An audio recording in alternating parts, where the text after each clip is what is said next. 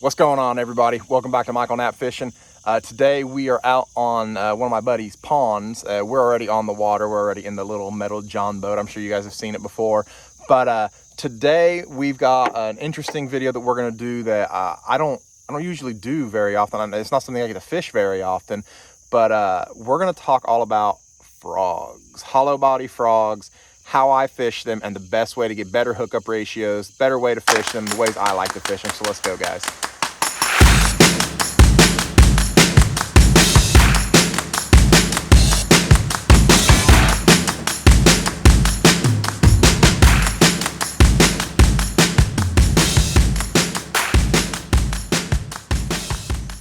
All right, guys, so I've moved it down to my chest piece.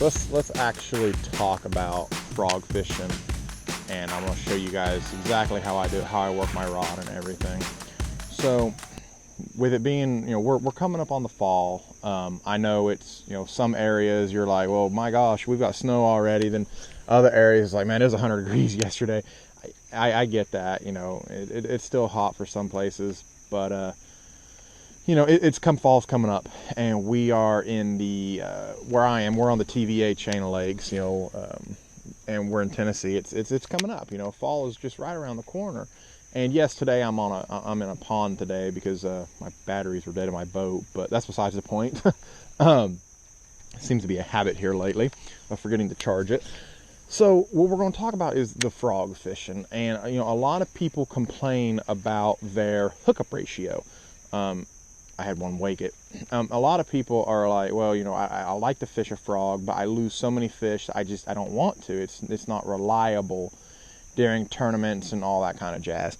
So I'm going to break it down for you guys how I fish my frog, and a few little, they're not really hacks or anything, because I feel like a lot of people know it, but a few extra details that I feel like a lot of people don't do. So number one, right off the bat, I don't know if you can tell or not by my rod. If you look at my rod, it's flimsy. This is not a broomstick. This is, let me get this over here for you. This is the Old 18 hollow point. It's a 7.2 heavy, but it's a fast tip. It's got a lot of good tip to it. Let me see if I can get that in camera view for you. If you can see that, you see it's got a lot of good tip to it.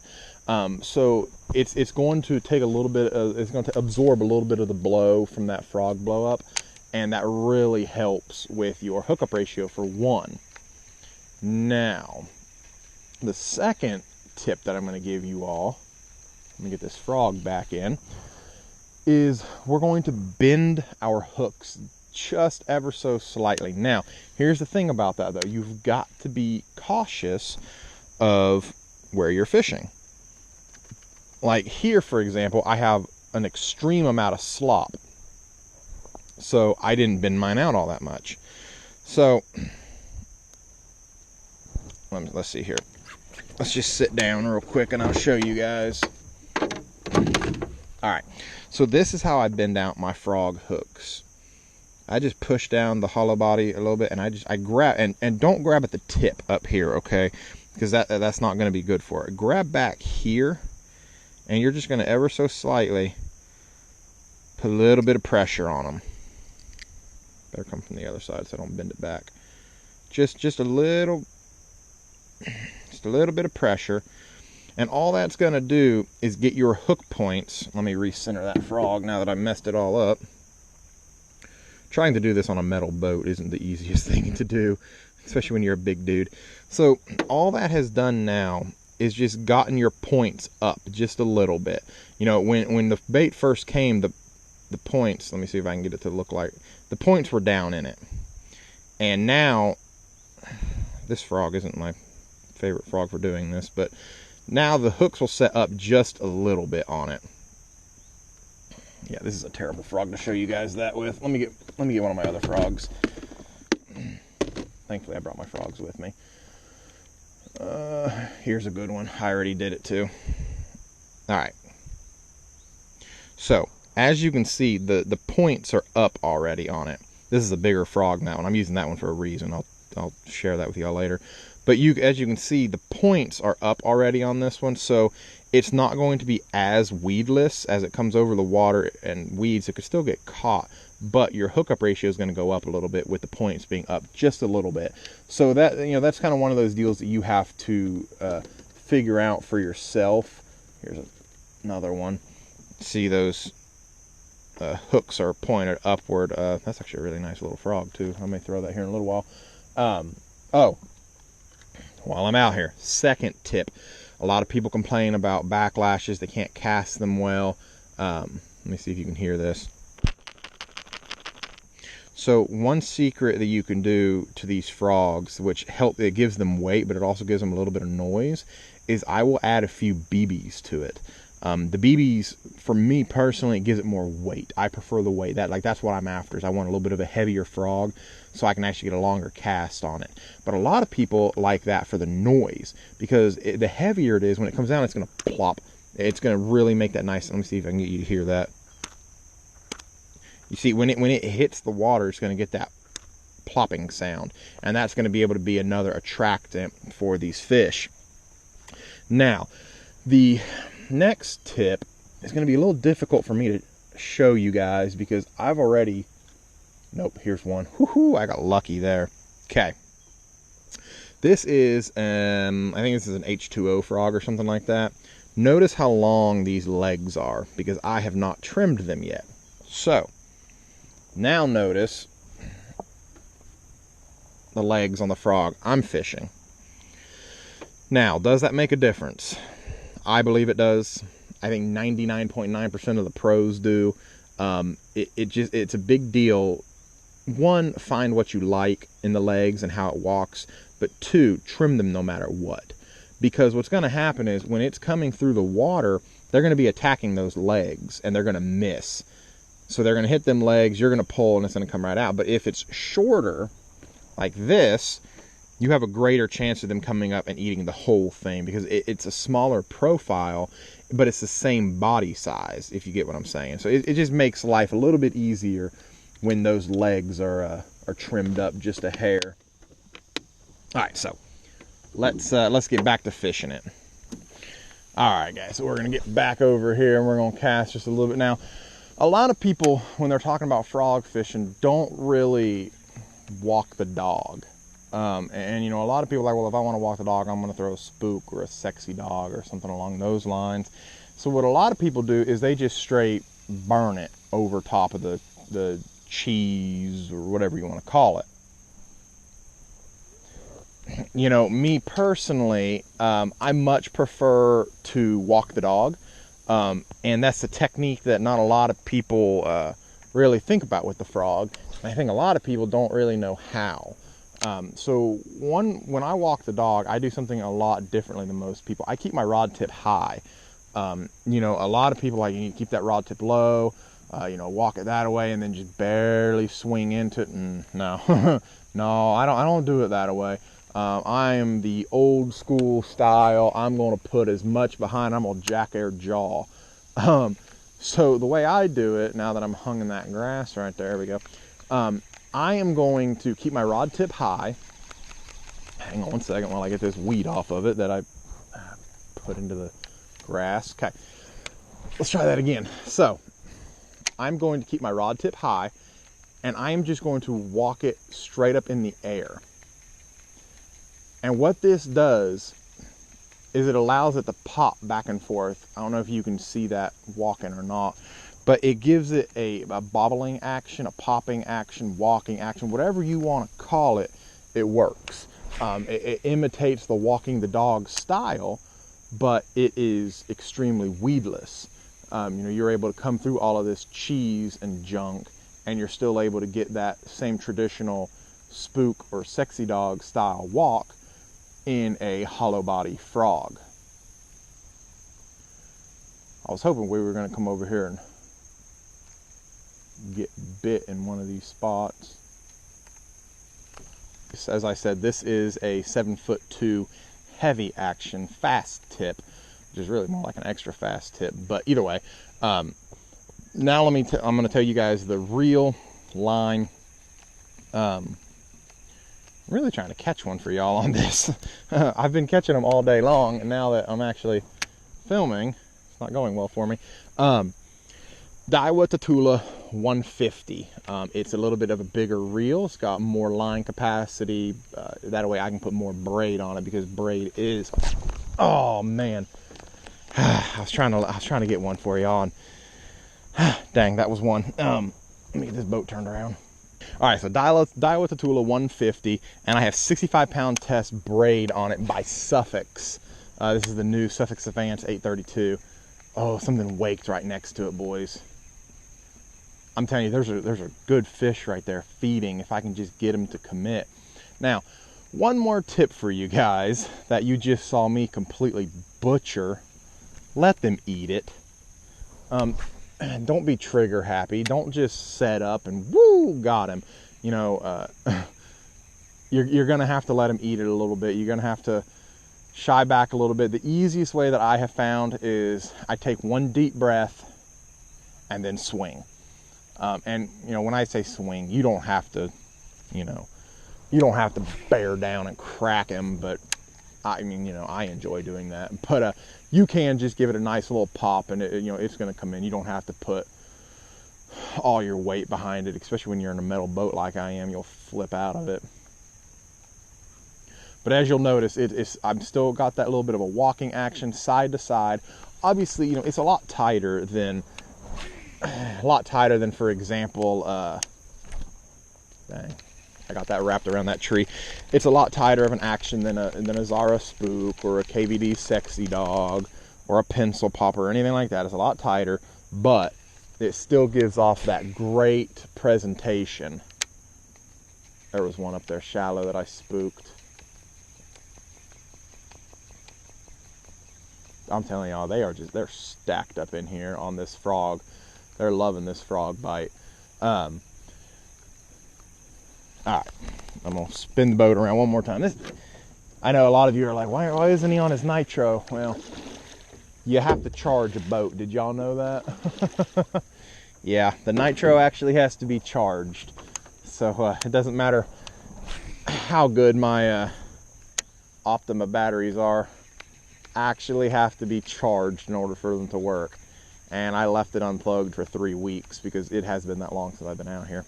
All right, so let's also talk about targets. You know, what can you fish a frog over?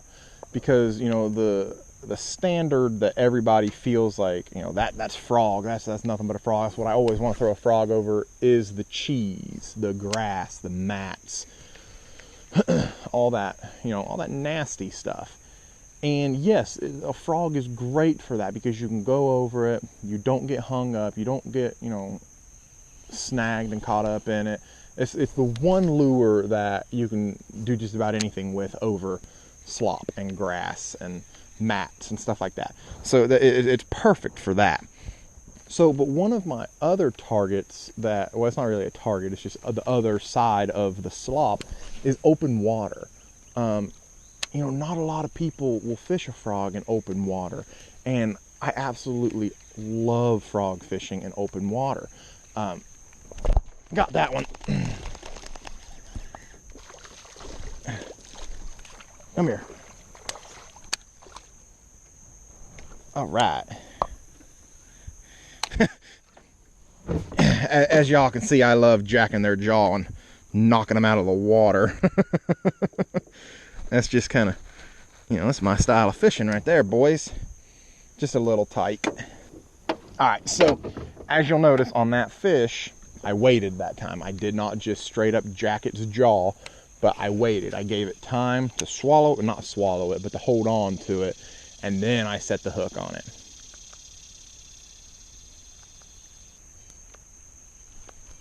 So back to what we were saying about open water.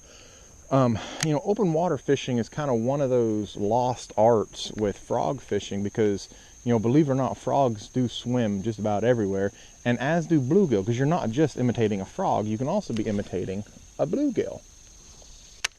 So when I go to open water, you know, I'm looking for those shallow brush piles, shallow bushes, any kind of structure, even rock, any kind of structure that those fish are going to be holding to I'll fish a frog over. And I can fish that, and I usually pick like open water fishing no more than 6 feet of water is kind of my cap for fishing over top of brush piles and rock and bushes and stuff like that. That's kind of where I stop, is around 6 feet. Now, when I go to open water fishing, I actually change my setup. I switch to a 7'3" medium heavy fast old 18 hollow point, my all-purpose rod. Y'all already know that rod that I always talk about. A 7'3" medium heavy all-purpose rod. Now, the reason why I do that is I can get better hook sets. I can cast it further, and it's a lot easier to throw a frog on a lighter rod. The reason why we use heavier rods over all that slop isn't to actually catch them or set the hook. It's just to pull them out of the slop. You know, it doesn't have anything to do with the fish. It just has to do all to do with the slop in it. So that's why I move up to a much lighter reel.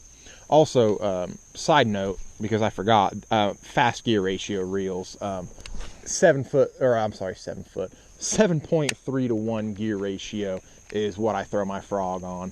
And that's all I throw my frogs on. I'll go up to an 8. It doesn't really matter. But I prefer the 7.3 because I still get a little bit of torque in it to be able to get them out of that thick stuff. Now, when I'm out in open water, I'll go up to the 8 or, you know, whatever the fastest is, because they're not going to get down into junk, so I don't have to worry about the torque to really pull them out with. So when we're out here with the frog, you know, one thing that a lot of people also ask is, what colors should I be throwing for a frog? And, you know, it's an interesting concept to think about, because everybody's kind of all over the place on what color you should be throwing. And there, you know, a lot of people have a pattern to it. I kind of go against the pattern a little bit. A lot of people are like, well, you know, if it's bright and sunny out, you need to have a light frog, like a white frog, chartreuse, something along those lines. And if it's shadowed, dark, cloudy, have a dark frog so they can see it a little bit better. You know, yeah, I don't really have a problem with that. But for me personally, I rely on the water more than I do the sky. So for example, today, dang, I hooked that. Today we're fishing in this, like, honestly, it reminds me of Lake Okeechobee. It looks like sweet tea kind of water. It's darker, it's heavily stained and dark, so I've gone to a darker frog. That way they can see it a little bit better, but the difference is I have bluebird skies. Well, not necessarily completely bluebird, but very, very, very minimal cloud cover. It's very bright out. So I've gone to the darker frog because the water is darker, so they can actually make out the profile a little bit more in that stained water. And, you know, people can make the argument that that's, you know, not how you should do it, that's not how I do it, yada, yada, yada. Well, you know, this is how I do it. But, you know, I'm up to, oh gosh, I don't know, 7 or 8 frog fish today. So obviously I'm, you know, there's some kind of rhyme or reason to the way I do the frog. We're gonna get back in here. I wasn't quite done with this corner yet. So when we're talking about, you know, fishing the cheese, the mats, the thick, heavy stuff, you know, a lot of people are like, well, what do you look for in the mats, in the cheese? There's a lot of it. What is my high percentage target? Well, that varies from body to body of water. You know, obviously, anytime you see a hole in the water, a hole in the grass, somewhere that there's already been an explosion or something has just chewed out that grass, then obviously that's one of your targets, because those bass can get to it easily. So cast out past it, long past it. I'm talking 15 feet past it. Walk it and then let it sit like so in the hole, and just let it sit, let it sit, let it sit, let it sit. All right, then start walking it again. Give them a little bit of an opportunity to see it and come up and get it. If they're there, you know, you have a good chance that they're going to come up and get it. when when you don't have, when you've got a fresh mat, like today, I have fresh stuff because nobody fishes this. The owner and I think one other friend are the only ones that fish this, and they all fish, finesse style, and I'm the power angler, so I guarantee you I'm probably the first one out here with a frog. So a lot of people are, well, how do you break down a fresh mat with a frog? Well, unfortunately, there is really no good way just to break down a fresh mat that hasn't been fished yet. Now, the outsides of it is easy to break down. You look for those points, the dip ends, just anywhere where there's a little bit of a difference. If you're fishing the outside of the mat, look for those irregularities.